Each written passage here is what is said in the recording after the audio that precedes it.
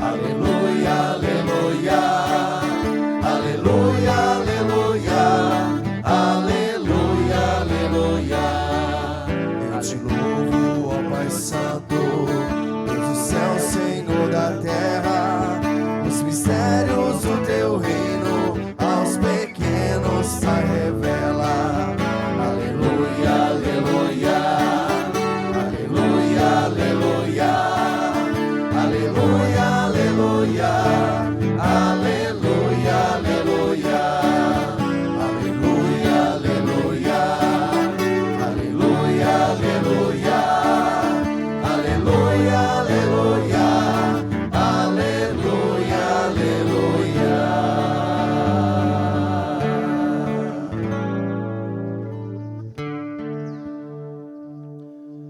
O Senhor esteja convosco. Ele está no meio de nós. Proclamação do Evangelho de Jesus Cristo, segundo Mateus. Glória a vós, Senhor.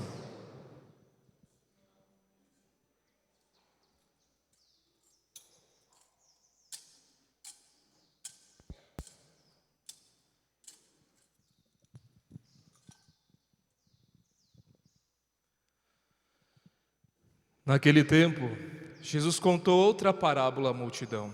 O reino dos céus é como um homem que semeou boa semente no seu campo. Enquanto todos dormiam, veio o inimigo, semeou o joio no meio do trigo e foi embora. Quando o trigo cresceu e as espigas começaram a se formar, apareceu também o joio. Os empregados foram procurar o dono e lhe disseram: Senhor, não semeastes boa semente no teu campo? De onde veio então o joio? O dono respondeu: Foi algum inimigo que fez isso. Os empregados lhe perguntaram: Queres que vamos arrancar o joio? O dono respondeu: Não. Pode acontecer que arrancando o joio, arranqueis também o trigo.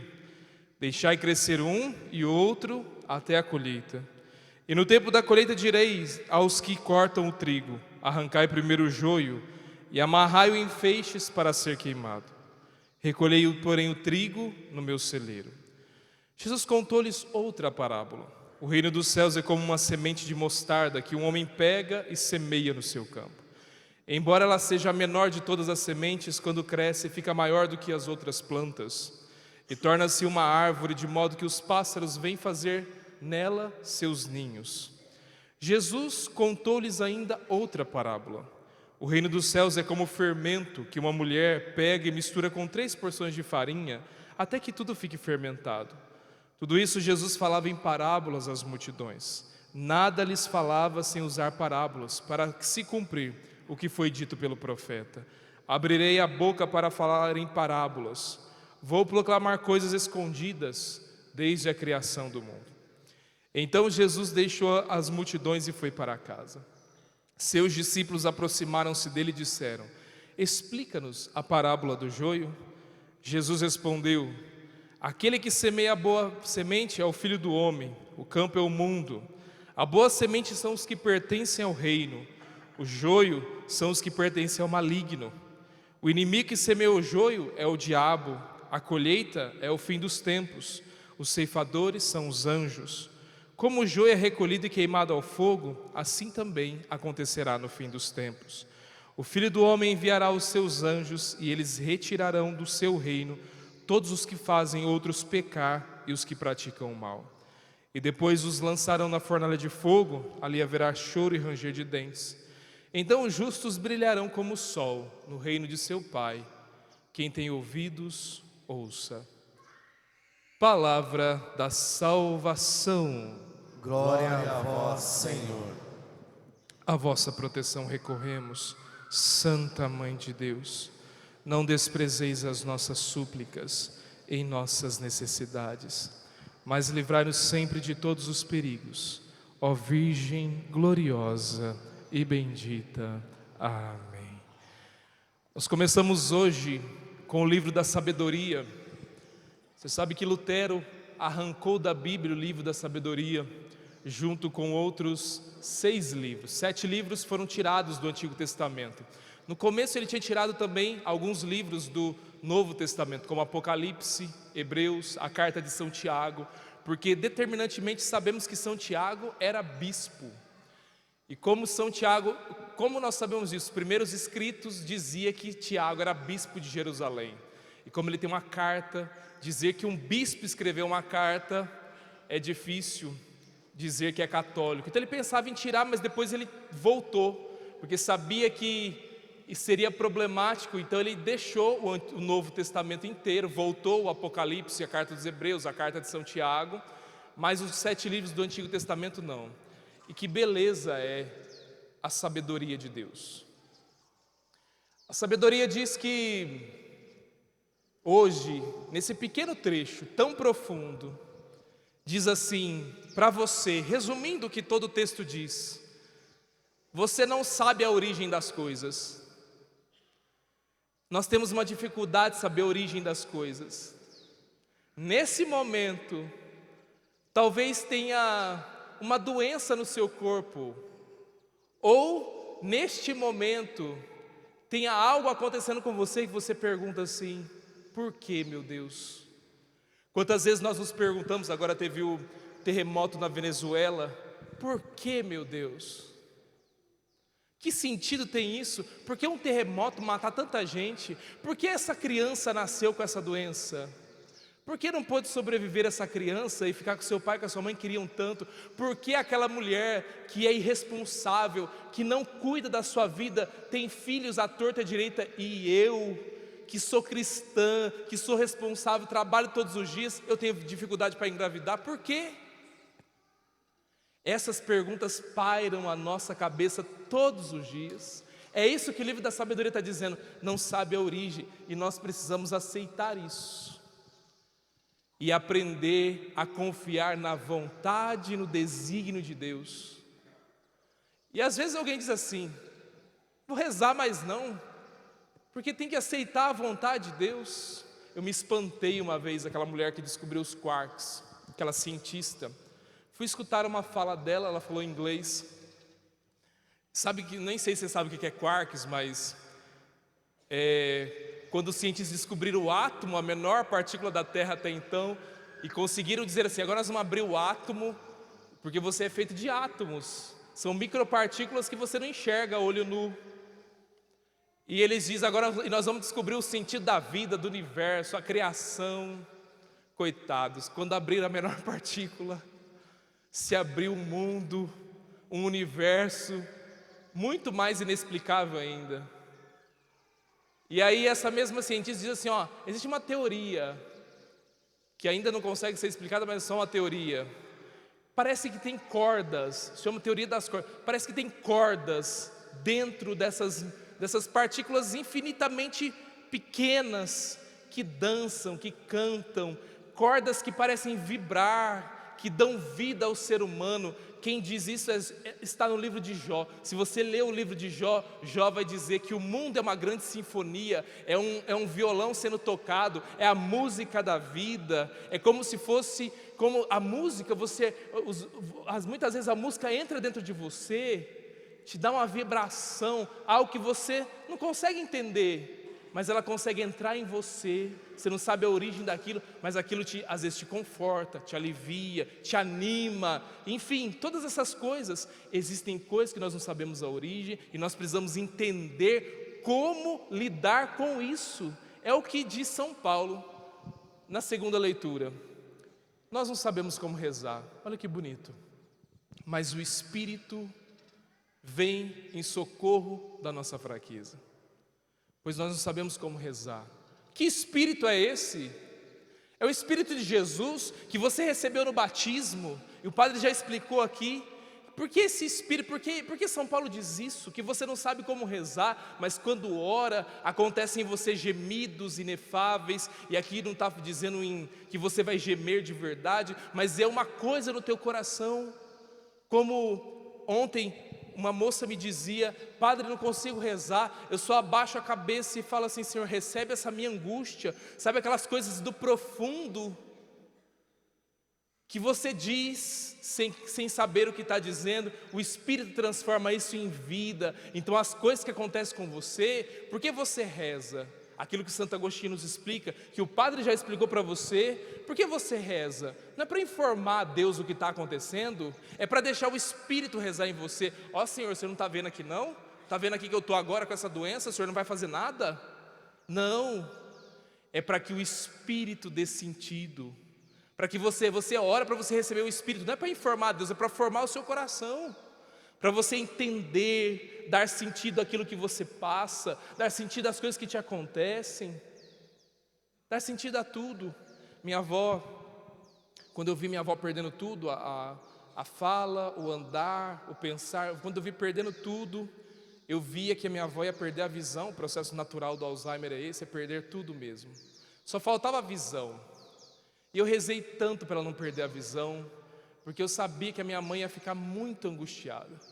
Rezei muito, rezei uma missa na nossa capela de Santa Luzia, pedi tanto a Santa Luzia, falei, Santa Luzia, não deixa minha avó ficar cega, porque minha mãe vai ficar muito triste, já está triste com tudo que ela vegeta na cama, mas pelo menos ela enxerga a minha mãe.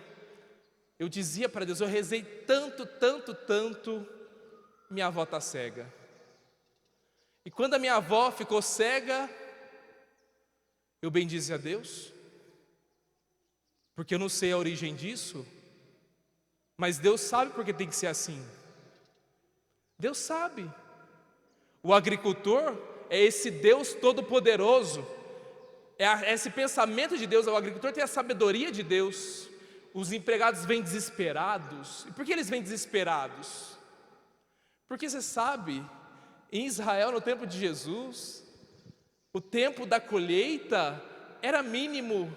Existe um tempo de chuva e um tempo de seca. Tinha que plantar rápido e colher rápido. Não é como aqui. Aqui nós somos abençoados. Outro dia eu cheguei, estava indo para a casa do Zezinho, passei na roça dele. Estava tudo falhado, cheguei lá, Zezinho, o milho está todo falhado. Ele diz, eu plantei de novo, padre. Eu falei, dá tempo ainda? Dá tempo, e cresceu, e agora já está colhendo. Dá tempo. Lá não dava tempo. Os empregados desesperados, porque disseram assim, Senhor, o Senhor plantou o trigo, mas veio o inimigo e semeou o joio aí de noite. E agora, o que nós vamos fazer? Tentamos arrancar o joio. E essa sabedoria de Deus paciente, o agricultor é essa sabedoria de Deus paciente. Porque ele sabia, se ele arrancasse, ele ia perder, não tinha mais tempo de plantar. Ele diz assim, tenha paciência. Para que você quer explicação agora? Deixa crescer junto. Quando crescer, olha só que inteligente, quando crescer nós vamos ver, separar direitinho o joio do trigo, não vamos perder o trigo, nós vamos arrancar o joio, que é o mal. Mas você pensa que isso aí é mal de verdade? Depende do jeito que você lida com ele. Arranca ele em feixes, coloca no celeiro, deixa secar. Quando o trigo estiver maduro, você pega esse joio que o inimigo pensou que ia nos destruir, pega esse joio, faz uma fogueira e assa esse pão. Tem um filósofo que cristão não deve gostar dele, ele tem uma crueldade, mas enfim. Mas ele tem uma coisa, nem todo mundo é ruim, tem uma coisa que ele diz que é bom. Ele tem uma frase, ele diz assim, aceite ser o vilão e vai viver. Aceite muitas vezes ser o vilão e vai viver. Como assim, padre? Você imagina? Como que nós tentamos separar o joio do trigo todas as vezes na nossa vida? Como nós tentamos separar o joio do trigo? Isso nos cansa. Eu chego aqui, aí alguém está falando mal de mim. Aí, ao invés de eu ir lá nessa pessoa, como que nós fazemos isso? Em vez de eu ir lá nessa pessoa, o que eu faço? Eu vou lá na outra pessoa. Digo para ela, fulano está falando mal de mim. Como isso acontece em Terra Boa? Aí o outro já vai e fala, ó, fulano está falando mal. E daqui a pouco a cidade inteira está sabendo, uma confusão. Já inventaram mentira em cima, o tal do telefone sem fio, porque eu falei que o outro estava falando mal de mim. Quando chegar lá no último lá, já estão falando assim, olha, você nem sabe, viu? Esse outro pegou o padre Rafael na rua, bateu na cara dele e quase matou ele. Não é assim que acontece?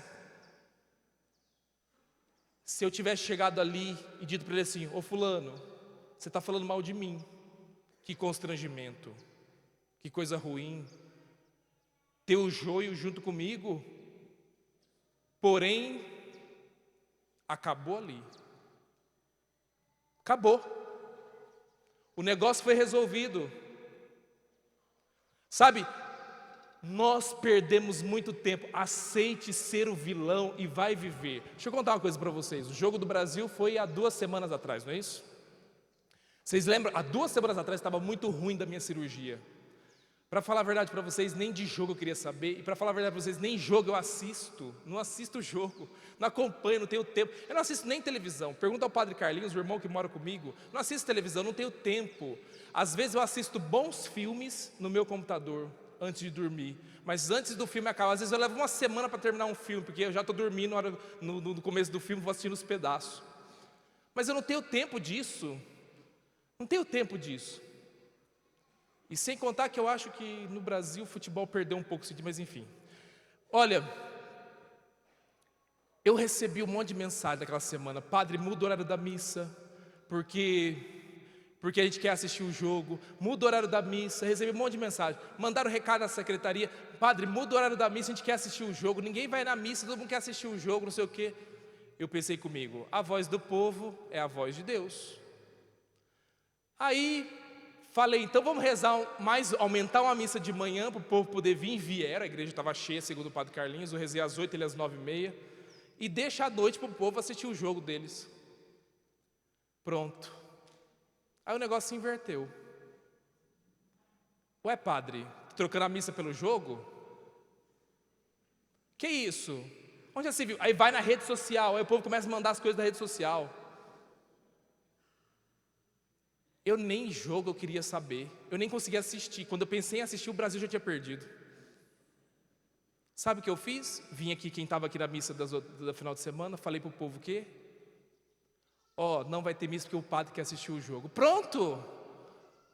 Seja o vilão você. Às vezes você fica perdendo tempo, fica aí tentando, sabe? Você vai ficar discutindo com essas coisas, você vai ficar dando lenha, dando corda para as coisas. Isso aí só te amarra, não adianta. Existem coisas ruins que vêm para te fazer bem. Você só não entendeu ainda. Eu dizia para um senhor que está passando por um luto muito intenso, eu dizia para ele, isso que você está sentindo não é ruim, a gente está acostumado, mas padre, de noite eu tenho uma angústia, eu vou dormir, eu não consigo, eu falei para ele assim, calma, isso vai passar, isso é bom, eu conheço muitas pessoas que bloquearam a dor do luto, e agora não conseguem viver perto.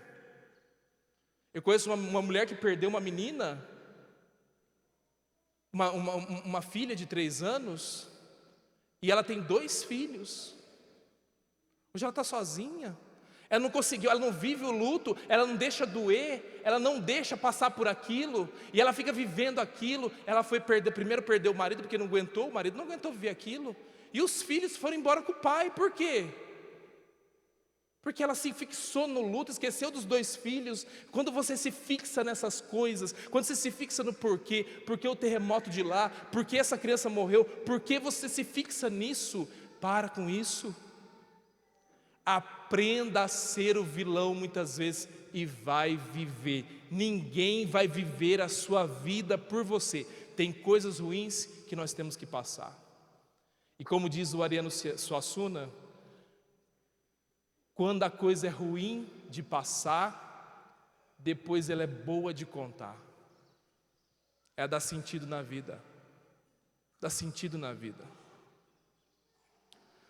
Baixa sua cabeça um pouquinho.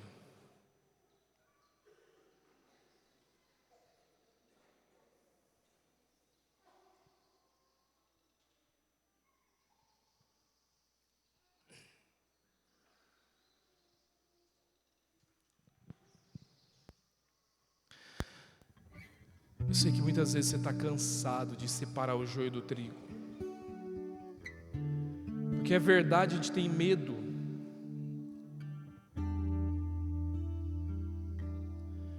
Eu sei que muitas vezes é melhor buscar atalhos. Eu sei que tem muita gente perto de você que não vem mais à missa, à igreja, porque desistiu de pedir, porque acha que Deus não está fazendo aquilo que a pessoa quer. porque acham uma perca de tempo. Esses já desistiram da vida, desistiram do mistério da vida, da sabedoria da vida. Agora eu pergunto para você que está sentado aqui, você não desistiu ainda da sabedoria, do mistério da vida?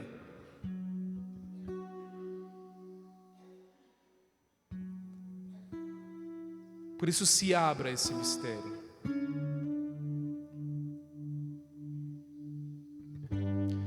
Diga: Senhor, eu não compreendo tudo, Senhor.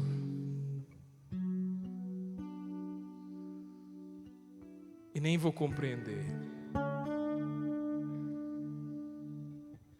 Mas aquilo que eu posso compreender, aquilo que eu posso saber, eu me comprometo a buscar, a seguir.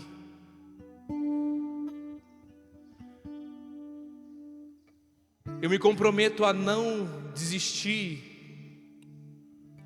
a rezar em espírito e em verdade, a buscar esse espírito que reza em nós, a aceitar a tua vontade, a tua verdade, não somente a minha. Diz para o Senhor o quanto você tem medo. Fala: Senhor, eu tenho medo de que as coisas não deem certo na minha vida. Eu tenho medo de que a vida me engula, de que a vida aconteça e eu acabe não sabendo como lidar com as coisas da vida. Tenho medo disso. Diz a Deus que você tem medo disso. Mas diz a Ele também que você até quer ter paciência como Deus, que você vai aprender a separar o joio do trigo. Você não vai ter medo de encarar os males, conviver com eles, saber amadurecer, crescer, Senhor Jesus.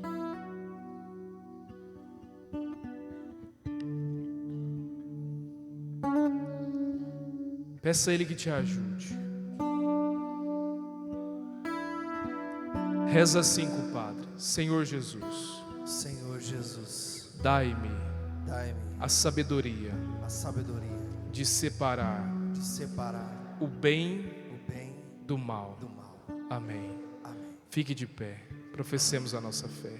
Creio em Deus Pai Todo-Poderoso, Criador do céu e da terra, e em Jesus Cristo, seu único Filho, nosso Senhor, que foi concebido pelo poder do Espírito Santo, nasceu da Virgem Maria, padeceu sob Pôncio Pilatos, foi crucificado, morto, sepultado, desceu à mansão dos mortos, ressuscitou ao terceiro dia, subiu aos céus, está sentado à direita de Deus Pai Todo-Poderoso, donde há de vir a julgar os vivos e os mortos.